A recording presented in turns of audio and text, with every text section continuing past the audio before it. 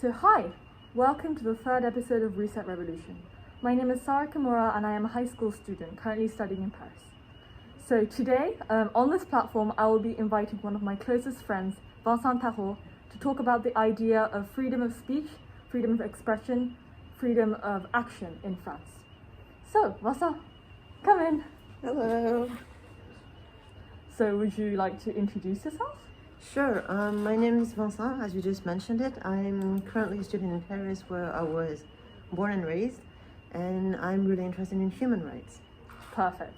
So Vincent, can you give us an insight on what we will be mentioning today? Yeah, so firstly, I'll be mentioning the freedom of speech, its limits and its origins in France compared to the world, and the impact it's had on the French society. And then I'll talk about free spirit culture and the caricatures and how French are attached to it. Before starting anything, I'd like to mention that everything is purely based on my own opinions and the sources I looked at. And I wanted to talk about this subject since it was and it seems very relevant to me. So please stay tuned until the end. Perfect. So, living in France myself, I do feel the free-spiritedness in French people, as I do live in France right now. But then it still is hard for me to identify the limit of freedom of speech and action and expression in France. Could you explain a bit of that? Okay, so in France, the limits to freedom of speech are slander, injures, and incitation to hate, which include apology of crime against humanity, and anti-Semitic, racist, and homophobic words, for instance. These are the official limits fixed by the law. This being said, it's interesting to notice that these limits are openly crossed by public personalities. I think all the French, when I say this, will think of Éric Zemmour as we talk about one of the major racist figures in France. This political journalist and writer is famous for his racist scandals. The last one in date was weirdly comparable to Trump's idea of America first. So on CNews, which is a French 24/7 news TV channel, he has a full weekly hour to talk about whatever he wants. Okay. And yeah, dangerous. And a few weeks ago, we could hear him say that the isolated children, which are children from other countries than France, usually out of Europe even, that come to France without a family or without any relatives or legal responsible. So he said isolated children are thieves, murderers, and rapists. That's all they are.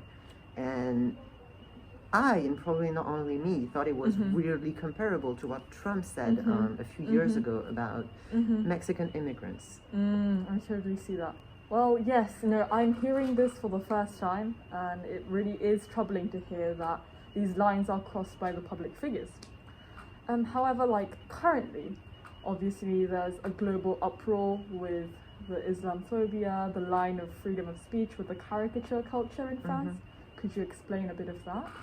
Yeah, so I think what you're talking about is how Islamophobia grew in France, and the problem of caricatures that we've had for many years now.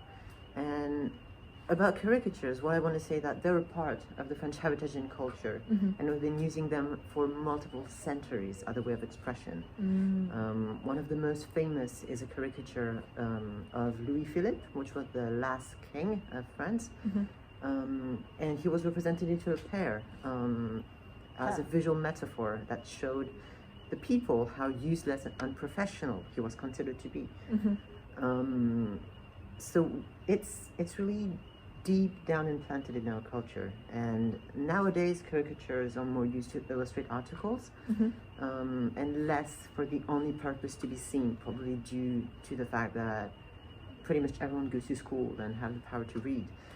And it has caused problems, many problems, as it is humoristic, but on different levels, and everyone doesn't have the same humor, obviously. And the main issue is that as much as they're humoristic, they can be just as offensive. Indeed. And these caricatures were used on the Prophet Muhammad, and in Islam it is prohibited to have human representations of deities. So it caused a big problem. It was a problem among the Muslim community and the response of the French government and population. So we experienced the consequences of these contradictions by a wave of attack in 2015, which obviously aren't justified, but are to be considered in the perception of caricatures and the perception of Islam.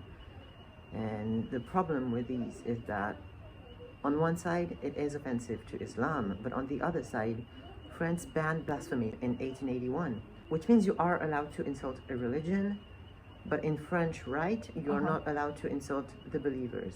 Wow, okay. So you can insult the concept of the religion, but not the people, which can be very tricky. Indeed. No, I never knew of that line, and that is quite unfortunate to hear that, like, it's still vague and people still don't understand that.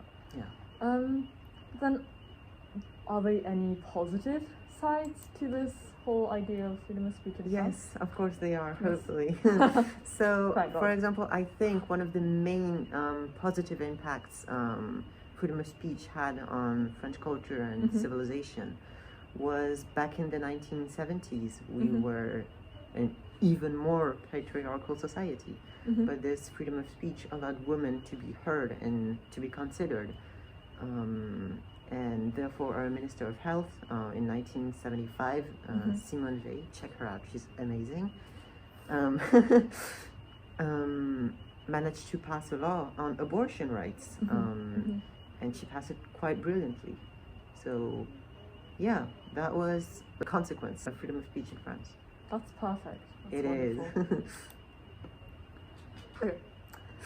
Perfect. No, that really is wonderful. But then there was one thing I was also curious about, and it's about the freedom of press in France. And there's countries such as North Korea, which I don't think are similar to France at all, which have a problem with accurate information Yes. provided to citizens, because they do have a supreme leader and the information that reaches the citizens are often distorted during the process, so that it is favorable to the supreme leader. Yes. But then in France, is there any case where information and freedom of press is limited, restricted?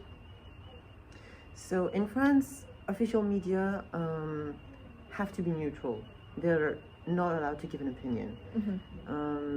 So the information is usually very factual. They say facts, what happened, how it happened, when it happened, the 5WH basically. But there's no expression of opinion. They don't say what's right or what's wrong. So the French people makes its own opinion on the news. Now there are obviously independent news services that give an opinion, or journals, even official media that can be biased, and they're not obviously biased. They're not this is right, this is wrong. They won't do it the way, for example, North Korea does it. We're right, America's wrong. They would rather take the source that they like. So for example, if they are writing an article and include quotations, they will quote, for example, for Le Figaro, figures from the right rather than the left or the center. They will favor these people to have quotation in their article, and maybe on a ratio of 3-1 or something like that. They will influence the way they write, but they won't give the obvious opinion. Now on freedom of press, we can pretty much say everything except privacy, respect of privacy, which is included to everything else that is present, like to all the limits of freedom of speech. The freedom of press in France are pretty much the freedom of speech plus respect of privacy. Now the freedom of speech, we are free overall, we are free, but we may not think of it this way, but the government is the main constraint to freedom of speech in France. As we have experienced maybe 1.5 years ago, we had the yellow vest protest, the Gilets jaunes, and this downgraded France on freedom of speech because of the pressures journalists had to consider when writing their articles and the threats they received. So the threat isn't the government, it is rather the audience itself, the content audience, that kind of goes against this freedom of speech sometimes. I see, I understand. Thank you for watching our talk today, and we will be updating this Sunday, where Kotoha will be interviewing Helena Gordon on intersectionality of being black and a woman. Thank you very much. See you. Thank you for having me.